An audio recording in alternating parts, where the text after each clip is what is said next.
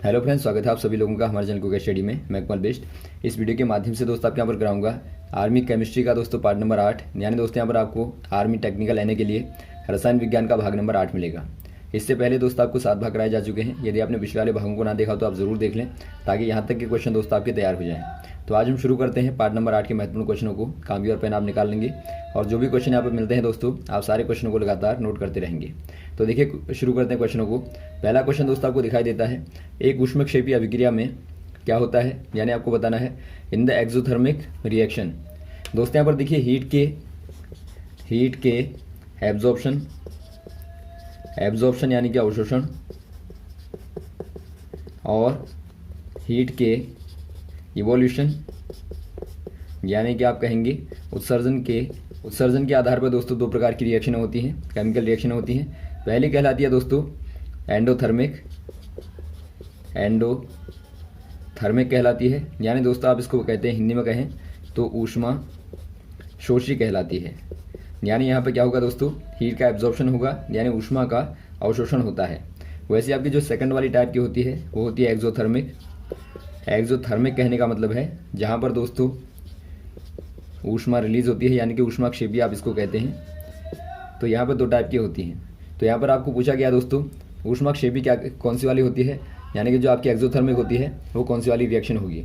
तो यहाँ पर आप सिंपल कह देंगे जहाँ पे दोस्तों हीट इवॉल्व होगी, यानी कि ऊष्मा का उत्सर्जन होगा, वही दोस्तों एक्सोथर्मिक कहलाएगी। तो ऑप्शन नंबर आपका हो जाएगा बी वाला। यदि आपको दोस्तों एग्जाम्पल देखने हैं तो आप एग्जाम्पल को देखेंगे। यहाँ पे यदि आप देखें दोस्तों मल्टिंग ऑफ आइस, या फिर आप देखें एवेपोरेशन ऑफ वाटर, या फिर आप देखें क्लॉथ का सूखना। तो यहाँ पर आप क्या देखते हैं दोस्तों, यदि आप बर्फ़ के पिघलने को देखें तो आप देखते हैं जब आइस पिघलती है दोस्तों, यानी बर्फ़ पिघलती है, तो इसको ऊष्मा की आवश्यकता होती है, यानी हीट की दोस्तों नीड होती है, आवश्यकता होती है। और ये क्या करता है, हीट को दोस्तों सराउंडिंग से यानी कि बाहर से इन्वायरमेंट से एब्जॉर्ब कर लेता है, और एब्जॉर्ब करने के बाद में ये मल्ट होना शुरू होता है। यानी दोस्तों आपका सराउंडिंग का जो टेम्परेचर होगा वो क्या हो जाएगा, नीचे हो जाएगा, यानी कि यहाँ पर कोल्ड हो जाएगा, कूलिंग हो जाएगी। तो आप इसको क्या कहेंगे दोस्तों, आप इसको कहेंगे एब्जॉर्प्शन ऑफ हीट, यानी कि दोस्तों ये आपकी एंडोथर्मिक कहलाएगी।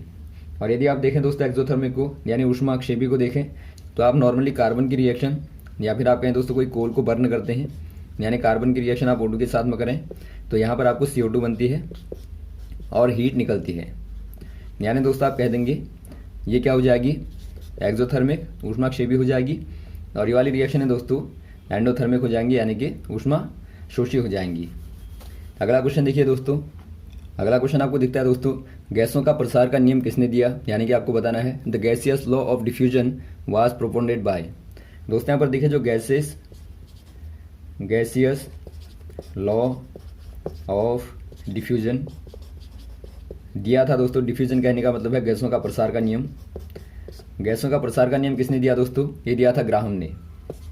यहाँ पर आप कहते हैं ग्राहम ने दोस्तों दिया था।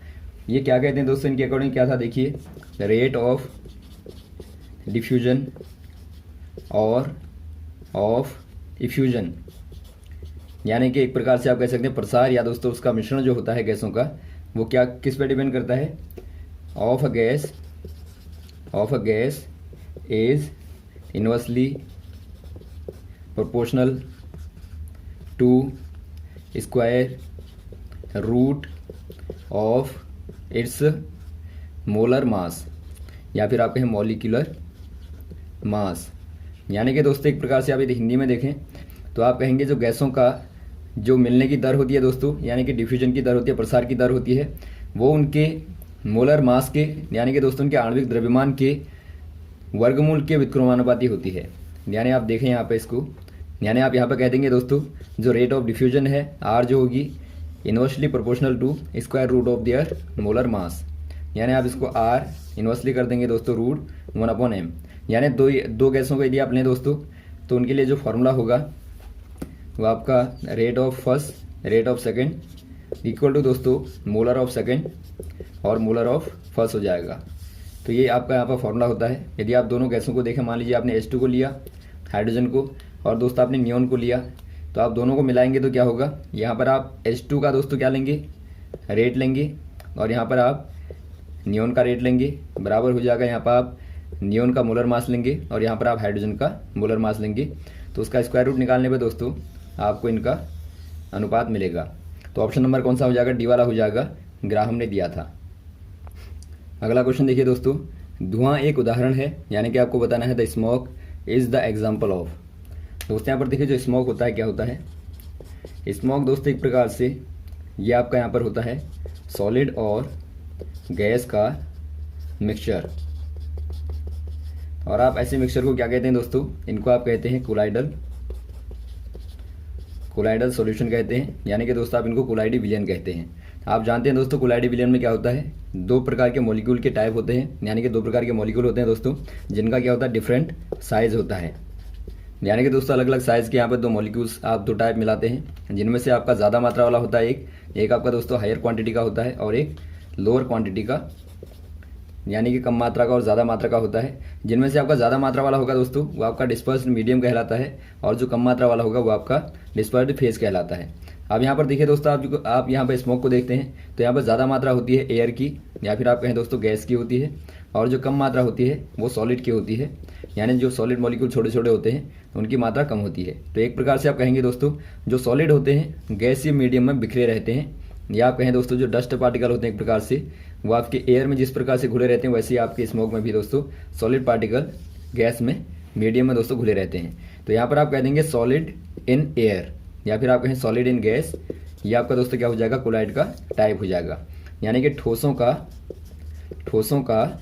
गैस में दोस्तों क्या मिश्रण कह देंगे। तो यही दोस्तों आपका यहाँ पर हो जाएगा। तो ऑप्शन नंबर आपको देखिए सी वाला दिखता है, the solution of solid in the gas, यानी कि दोस्तों ठोस का गैस में विलयन ही ये आपका कहलाएगा। तो ऑप्शन नंबर आप कर देंगे सी वाले में टिक। और ये सारे दोस्तों आपके टाइप होते हैं कोलाइड के। यदि आप देखें सॉलिड का सॉलिड में या सॉलिड का लिक्विड में या लिक्विड का सॉलिड में, यदि आप फॉग को देखें फॉग भी आता पूछा जाता है, तो आप फॉग में देखते हैं दोस्तों छोटे छोटे वाटर मॉलिक्यूल या फिर आप कहें दोस्तों लिक्विड के मॉलिक्यूल जो होते हैं वो एयर में क्या रहते हैं डिस्पर्स्ड रहते हैं, यानी कि घुले रहते हैं या फिर आप कहें बिखरे रहते हैं। तो आप इनको कहेंगे दोस्तों लिक्विड इन एयर या फिर आप कहें लिक्विड इन गैस। तो ये आपका दोस्तों लिक्विड एयर या फिर आप कहें लिक्विड गैस दोस्तों कोलाइडल सॉल्यूशन हो जाएगा। तो इस प्रकार के क्वेश्चन आते हैं दोस्तों। ऐसे आपका ब्लड का है, ब्लड में आप देखते हैं हमारे जो छोटे छोटे सॉलिड मॉलिक्यूल होते हैं लिक्विड में घुले रहते हैं, तो आप कहेंगे सॉलिड लिक्विड कोलाइडल सॉल्यूशन। या मिल्क को आप देखें तो इनके आधार पर एक क्वेश्चन आता है, आप ध्यान देंगे, आप सारे कोलाइड के टाइपों को पढ़ लेंगे। अगला क्वेश्चन देखिए दोस्तों, रासायनिक अभिक्रिया जो बाएं से दाएं यानी कि एक ही दिशा में प्राप्त होती है उसे आप क्या कहेंगे, यानी कि आपको बताना है the chemical reaction which occurs in one direction from left to right are called. दोस्तों यहाँ पर देखिए कोई आप केमिकल रिएक्शन लेते हैं, chemical reaction occurs in one direction,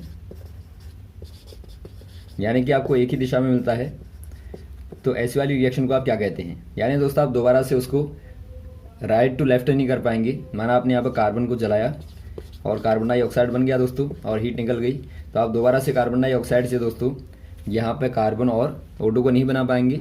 या फिर आप और भी एग्जांपल लें जहाँ पर आप एक बार करने के बाद में रिएक्शन को दोबारा से दोस्तों आप रिवर्स नहीं हो पाते, ऐसी रिएक्शन को आप कहते हैं इरिवर्सिबल, यानी कि जहाँ आप रिवर्स नहीं हो पाएंगे यानी बैक नहीं आ पाएंगे दोस्तों, उसे आप कहेंगे इरिवर्सिबल।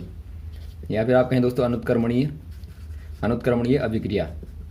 और जहाँ पर आप दोनों डायरेक्शन में जा सकते हैं, माना आप यहाँ पे गए, माना दोस्तों आपने क्या किया H2O को दोस्तों आपने सॉलिड में चेंज कर दिया यानी आइस में कन्वर्ट कर दिया, और आइस से आपने दोबारा से हीट देने के बाद में दोस्तों सॉलिड में यहाँ पर लिक्विड में कन्वर्ट कर दिया, तो ये आपका क्या कहलाएगा, ये आपका रिवर्सिबल कहलाएगा, उत्क्रमणीय कहलाएगा, यानी कि आप दोबारा से बैक हो सकते हैं। तो यहाँ पर आपको जो दिया दोस्तों वन डायरेक्शन वाली रिएक्शनें जो होती हैं इरिवर्सिबल होती हैं, अनुत्क्रमणीय होती हैं। और सारी नेचुरल रिएक्शनें जो होती हैं दोस्तों एक प्रकार से जो स्पॉन्टेनियस रिएक्शन होती है नेचर में, नेचर की जो स्पॉन्टेनियस रिएक्शन होती हैं वो सारी की सारी दोस्तों आपकी वन डायरेक्शनल होती हैं, यानी कि सारी दोस्तों अनुत्क्रमणीय होती हैं या फिर आप कहें इरिवर्सिबल होती हैं। ऐसा क्यों होता है दोस्तों, क्योंकि जब भी आपको रिवर्सिबल बनानी होगी यानी कि दोस्तों आपको उत्क्रमणीय बनानी होगी तो वहाँ पर आपको बाहर से ऊर्जा देनी पड़ती है, यानी कि बाहर से दोस्तों आपको कोई एक्सटर्नल हीट देनी पड़ती है। बिना एक्सटर्नल हीट के रिवर्सिबल रिएक्शन नहीं हो पाती है। तो यहाँ पर आप कर देंगे बी में टिक। अगला क्वेश्चन देखिए दोस्तों, उत्प्रेरक एक पदार्थ है जिससे रासायनिक अभिक्रिया की दर, यानी कि आपको बताना है the catalyst is a substance through which the rate of chemical reaction are. क्या होगा दोस्तों रेट ऑफ केमिकल रिएक्शन में? इंक्रीज होगी, डिक्रीज होगी, या चेंज होगी, या नन ऑफ दीज। यहाँ पर देखिए दोस्तों, पहले आप समझ लेंगे जो कैटलिस्ट होते हैं वो क्या होते हैं। जो कैटलिस्ट होते हैं दोस्तों, यानी जिनको आप उत्प्रेरक कहते हैं, ये क्या होते हैं? ये दोस्तों एक प्रकार के सब्सटेंसेस होते हैं जो कि रिएक्शन में भाग लिए बगैर दोस्तों जो रिएक्टेंट होते हैं उनकी एक्टिवेशन एनर्जी को यानी कि दोस्तों एक प्रकार से आप कहेंगे सक्रिय ऊर्जा जो होती है उनकी सक्रिय ऊर्जा को दोस्तों क्या कर देते हैं? डिक्रीज कर देते हैं, यानी कम कर देते हैं, जिसके कारण दोस्तों जो रिएक्टेंट होता है पहले रिएक्शन नहीं करता है, लेकिन जब एक्टिवेशन एनर्जी लो हो जाती है उसके बाद में रिएक्शन करता है। यानी कि आप कहेंगे एक्टिवेशन एनर्जी को डिक्रीज करता है, और साथ में दोस्तों रिएक्शन के रेट ऑफ रिएक्शन कहेंगे, या फिर आप कहें रिएक्शन के रेट को, यानी कि दोस्तों दर को क्या कर देता है? इंक्रीज कर देता है, यानी कि बढ़ा देता है। तो यहाँ पर आप कौन सा वाला कह देंगे? ऑप्शन नंबर ए वाला कह देंगे, इंक्रीज कर देता है यानी कि बढ़ा देता है। यहाँ पर देखिए दोस्तों एग्जाम्पल के तौर पे यदि आप देखें, आप शुगर को ही लें दोस्तों, यदि आप फर्मेंटेशन को देखें यानी कि दोस्तों आप किण्वन को देखें, तो किण्वन की जो प्रोसेस होती है दोस्तों नॉर्मली नेचुरली यदि आप देखें, यदि आप शुगर का किण्वन करें तो किण्वन करने में दोस्तों एल्कोहल बनने में बहुत सारे दिन लगेंगे।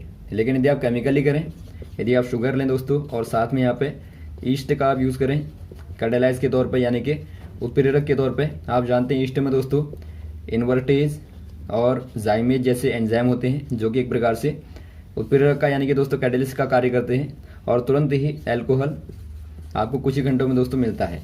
यानी आप कह देंगे दोस्तों जो कैटालिस्ट होता है रिएक्शन के रेट को बढ़ा देता है। और वैसे आप बहुत सारे एग्जांपल ले सकते हैं, इनके आधार पर क्वेश्चन आते हैं। जैसे आप देखते हैं ऑयल को देखते हैं दोस्तों, यदि आप ऑयल को घी में कन्वर्ट करते हैं तो यहाँ पर आप देखते हैं हाइड्रोजनेशन यानी कि आप कहते हैं हाइड्रोजनीकरण की प्रक्रिया होती है, और यहाँ पर निकल का दोस्तों कैटालिस्ट के तौर पर यूज़ किया जाता है। वैसे आप देखते हैं जो H2SO4 बनाने की दोस्तों कॉन्टैक्ट प्रोसेस होती है, यानी संपर्क विधि होती है, वहाँ पर दोस्तों प्लेटिनम का एज अ कैटालिस्ट यूज़ होता है। तो इनके आधार पर क्वेश्चन आता है कि बताइए, आपको क्वेश्चन आ जाएगा कि बताइए कॉन्टैक्ट प्रोसेस में कैटालिस्ट क्या होता है। या फिर आपको कहेंगे कि ऑयल से यदि आपको घी बनाना है तो वहाँ पर जो हाइड्रोजनेशन की प्रोसेस होती है कौन सा वाला कैटालिस्ट यूज़ होता है। तो आपको ये सारी चीज़ें पता होनी चाहिए। अगला क्वेश्चन देखिए दोस्तों, हैबर विधि के द्वारा अमोनिया बनाने में प्रयुक्त उत्प्रेरक क्या है? यानी कि आपको बताना है the employed catalyst in the production of ammonia through the Haber process. दोस्तों यहाँ पर देखिए जो हैबर प्रोसेस होती है दोस्तों अमोनिया बनाने की, तो वहाँ पर आपको बताना है कि जो यहाँ पर कैटालिस्ट यूज़ होगा दोस्तों, यानी जो उत्प्रेरक इस्तेमाल होगा वो कौन सा वाला होता है। तो यहाँ पर आप क्या करेंगे दोस्तों, यहाँ पर जो होता है वो आपका मोलिब्डेनेट होता है, या आप कहें मोलिब्डेनियम होता है दोस्तों, यानी कि MO होता है। तो ऑप्शन नंबर आपका देखिए बी वाला दिखता है आपको मोलिब्डेनियम, तो यही दोस्तों आपका कैटालिस्ट के तौर पर आता है। और वैसे आप देखें दोस्तों ऑक्साइड ऑफ नाइट्रोजन, यानी कि जो नाइट्रोजन के ऑक्साइड होते हैं दोस्तों, ये कौन से वाले में आते हैं? ये दोस्तों आपके लीड चैम्बर प्रोसेस में दोस्तों कैटालिस्ट के तौर पर आते हैं। और वैसे दोस्तों आपका जो प्लेटिनम पाउडर है वो आपने देख लिया कि H2SO4 बनाने की दोस्तों कॉन्टैक्ट प्रोसेस होती है, यानी कि संपर्क विधि होती है, वहाँ पर प्लेटिनम का दोस्तों एज अ कैटालिस्ट यूज होता है। वैसे आप निकल को देखें तो निकल आपने देखा ऑयल का दोस्तों हाइड्रोजनेशन करने में, यानी कि ऑयल का हाइड्रोजनीकरण करने में दोस्तों निकल का यूज होता है। अगला क्वेश्चन देखिए दोस्तों, निम्न में किसमें क्लोरीन की ऑक्सीकरण संख्या (1) होगी? यानी कि आपको बताना है in which of the following chlorine has +1 oxidation number. यदि आप ऑक्सीडेशन नंबर को निकालते हैं दोस्तों, ऑक्सीडेशन नंबर यानी कि ऑक्सीकरण संख्या को यदि आप देखें तो यहाँ पर देखिए दोस्तों जो अनपेयर्ड इलेक्ट्रॉन होते हैं किसी भी एटॉम में या किसी एलिमेंट में दोस्तों, वही क्या बताते हैं? ऑक्सीडेशन नंबर को बताते हैं। माना यहाँ पर आपको पहला वाला दिया है हाइपोक्लोरस एसिड, यानी कि हाइपोक्लोरस एक प्रकार का अम्ल जो होता है दोस्तों, उसका केमिकल फार्मूला होता है HClO, यानी कि H और Cl और O होता है। तो यहाँ पर आपको चूंकि क्लोरीन की बतानी है दोस्तों, तो जिसकी भी आपको बतानी होगी उसका आप ऑक्सीडेशन नंबर मान लेंगे 1 से, और जो आपको H दिया है इसका आपको मालूम होना चाहिए यहाँ पे दोस्तों 1 अनपेयर्ड इलेक्ट्रॉन होता है, तो यहाँ पर आप कर देंगे 1 प्लस का, और O में दोस्तों चूंकि 2 चाहिए होते हैं माइनस के, तो यहाँ पर आप कह देंगे O की -2 होती है।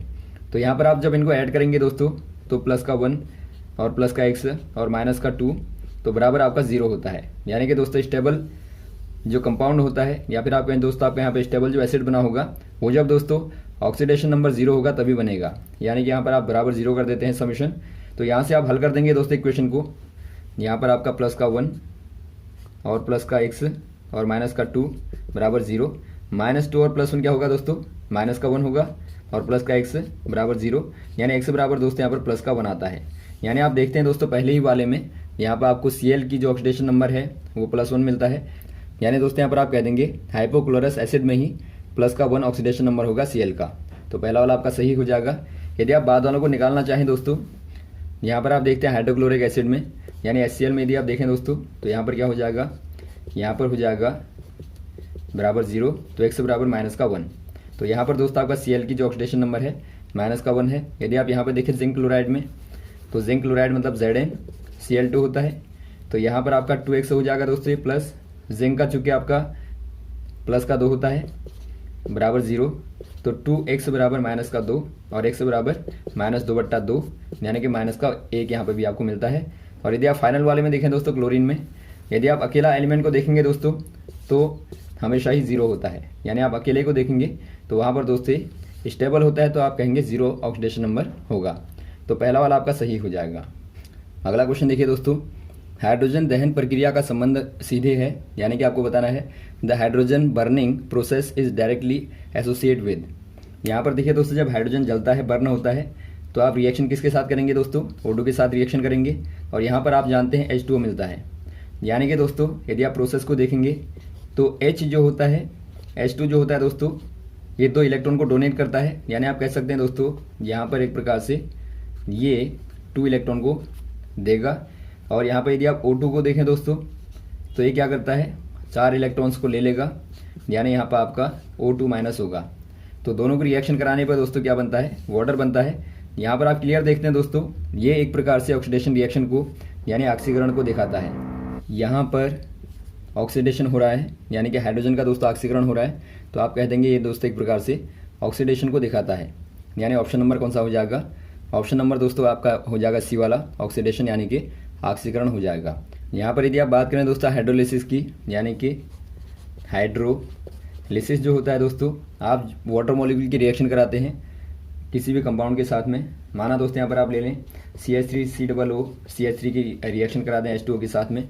तो यहाँ पर दोस्तों क्या होता है, ये डिकम्पोज होने के बाद में यानी कि ब्रेक होने के बाद में दोस्तों CH3COOH बनाता है और प्लस CH3OH बनाता है। यानी कि दोस्तों यहाँ पर जो H2O था ये आपका चूँकि H और OH होता है, ये पॉजिटिव है नेगेटिव, और यहाँ पर आपका ये नेगेटिव होता है दोस्तों और ये पॉजिटिव होता है। यानी कि पॉजिटिव वाला नेगेटिव वाले के साथ में जुड़ेगा तो आपका यहाँ पे CH3OH बनेगा और ये नेगेटिव वाला पॉजिटिव के साथ में जुड़ेगा तो CH3COOH बनेगा। तो ये दोस्तों एक प्रकार से क्या है, ये आपका हाइड्रोलिसिस कहलाता है। यहाँ पर आपका दिया है हाइड्रोजनेशन। तो हाइड्रोजनेशन में क्या होता है दोस्तों, आप रिएक्शन कर देते हैं हाइड्रोजन की किसी भी एलिमेंट के साथ में या कंपाउंड के साथ में। फॉर एग्जाम्पल यदि आप लें यहाँ पे, आपने यहाँ पे दोस्तों लिया साइक्लोहेक्सेन और साइक्लोहेक्सेन की रिएक्शन दोस्तों आप H2 के साथ में कराएंगे तो यहाँ पर आपको मिलता है, यहाँ पर आप HH को जोड़ देंगे, ये आपका दोस्तों कहलाता है साइक्लोहेक्सान। तो यहाँ पे देखिए दोस्तों आपका साइक्लोहेक्सेन से साइक्लोहेक्सान बना H के ऐड होने से, आप इसी को कहते हैं हाइड्रोजनेशन यानी कि हाइड्रोजनीकरण। तो ये आपकी दोस्तों प्रक्रिया होती हैं। तो यहाँ पर जो आपका होगा दोस्तों ऑप्शन नंबर सी वाला हो जाएगा ऑक्सीडेशन। अगला क्वेश्चन देखिए दोस्तों, मोस्ट सोल्यूबल इन वाटर, यानी कि आपको बताना है जल में सर्वाधिक विलेय होता है। जल में सर्वाधिक विलेय कौन होता है दोस्तों, यदि आप देखें दोस्तों यहाँ पर शुगर को, यानी कि एग्जांपल के तौर पर दोस्तों आप शुगर को ले लेंगे, सुक्रोज को ले लें, आप सुक्रोज को ले लें यानी कि चीनी को ले लें दोस्तों, तो आप देखते हैं C12H22O11 होता है। और यहाँ पर दोस्तों आप देखते हैं OH बॉन्ड होते हैं और वाटर में भी दोस्तों OH बॉन्ड होते हैं। और आप जानते हैं दोस्तों जो O होता है यहाँ पर स्लाइटली नेगेटिव चार्ज होता है और यहाँ पर स्लाइटली H में पॉजिटिव चार्ज होता है। यानी दोस्तों एक प्रकार से जो वाटर मॉलिक्यूल होता है पोलर फॉर्म में होता है, यहाँ आप कहें पोलैरिटी को दिखाता है। और यहाँ भी दोस्तों शुगर में भी क्या होता है, ये दोस्तों पोलैरिटी को दिखाता है। यानी एक प्रकार से O नेगेटिव होता है यहाँ भी स्लाइटली और H दोस्तों पॉजिटिव होता है। तो ये आराम से दोस्तों जो आपका H वाला होगा combine with O negative, and O negative combine with H positive. तो ये आराम से दोस्तों आपका डिजोल्व हो जाएगा, यानी कि आराम से घुल जाता है। तो इसीलिए दोस्तों दोनों की पोलरिटी होने के कारण ये ज़्यादा सोल्यूबल होता है, यानी कि सर्वाधिक सोल्यूबल दोस्तों शुगर होता है, यानी कि आप कह देंगे चीनी ज़्यादा होगी, ऑप्शन नंबर डी वाला हो जाएगा। अगला क्वेश्चन देखिए दोस्तों, दिए गए एकांकीय गैस आयतन में जलवाष्प की मात्रा होती है। यानी क्या कहते हैं दोस्तों, दिए गए एकांकीय गैस यानी कि वायु में दोस्तों आयतन के जलवाष्प की जो मात्रा होती है उसको आप क्या कहेंगे, आपको बताना है। यानी आपको बताना है दोस्तों amount of water vapour in a given volume of air is known as. आप क्या कहेंगे, स्पेसिफिक ह्यूमिडिटी कहेंगे या एब्सोल्यूट ह्यूमिडिटी कहेंगे या रिलेटिव ह्यूमिडिटी कहेंगे या मिक्सिंग रेशियो कहेंगे। यहाँ पर देखिए दोस्तों जो आपका पहला वाला दिया है स्पेसिफिक ह्यूमिडिटी जो होती है, यानी दोस्तों एक प्रकार से आप कहते हैं विशिष्ट आर्द्रता जो होती है, विशिष्ट आर्द्रता जो होती है ये दोस्तों क्या कहलाती है, यदि आप देखें बराबर होता है दोस्तों mass of water vapour upon mass of moist air. यानी आप दोस्तों दोनों के ही मास को जो आपका वेपर है वायु में और जो मॉइस्ट एयर है दोस्तों दोनों के मास का रेशियो निकालेंगे तो ये स्पेसिफिक ह्यूमिडिटी कहलाती है। वैसे आप बात करें दोस्तों एब्सोल्यूट ह्यूमिडिटी की, एब्सोल्यूट ह्यूमिडिटी यानी एक प्रकार से आप कहें पूर्ण आर्द्रता जो होती है, ये दोस्तों यहाँ पर रेशियो होता है वेट ऑफ वाटर यानी कि पानी का भार अपॉन दोस्तों वॉल्यूम ऑफ एयर, यानी कि जितने एयर में दोस्तों वाटर होगा उसका आप वेट निकाल देंगे और वॉल्यूम निकाल देंगे दोस्तों एयर का, वही आपका एब्सोल्यूट ह्यूमिडिटी कहलाती है।